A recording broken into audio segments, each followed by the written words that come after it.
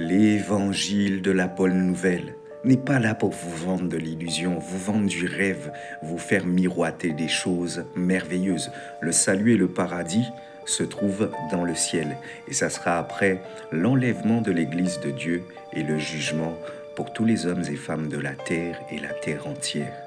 Mes bien-aimés, que Dieu vous bénisse en abondance, que la paix soit sur votre vie, que la grâce, que l'abondance soit sur votre vie. Nous parlons en ce matin de l'évangile de la bonne nouvelle dans les temps de la fin.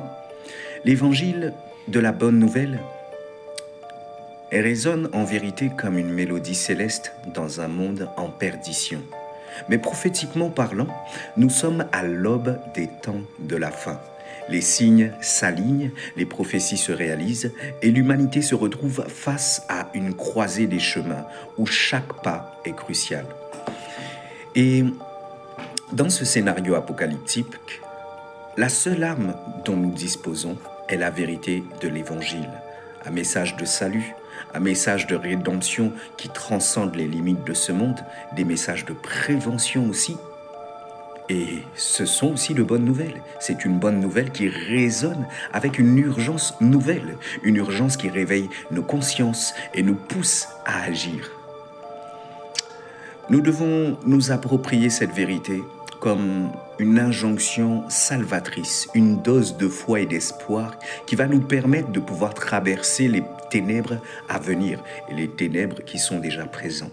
Et c'est seulement en se nourrissant de cette bonne nouvelle, en la partageant avec ferveur, avec conviction, conduit par le Saint-Esprit, que nous pourrons affronter les défis à venir et briller comme des témoins de la lumière que Dieu fait de nous. L'évangile de la bonne nouvelle n'est pas seulement une promesse de salut individuel, mais un appel à la transformation collective et à la restauration de notre monde en déclin.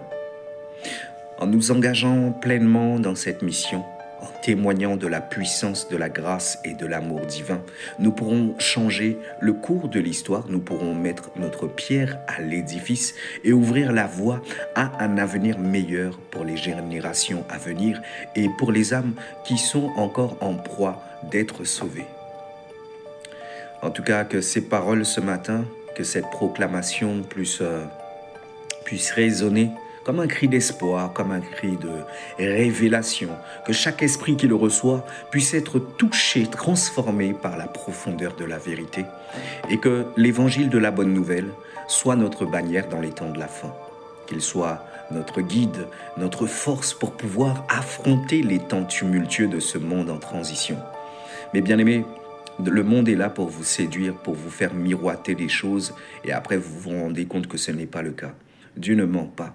L'évangile n'est pas là pour nous bassiner dans l'illusion et nous faire croire à un monde de bisounours, parce que nous sommes bien loin d'être dans un monde de bisounours. En tout cas, nous voici arrivés à la fin. N'oubliez pas de vous abonner, de commenter, de partager, de liker. Je vous dis shalom, à très bientôt.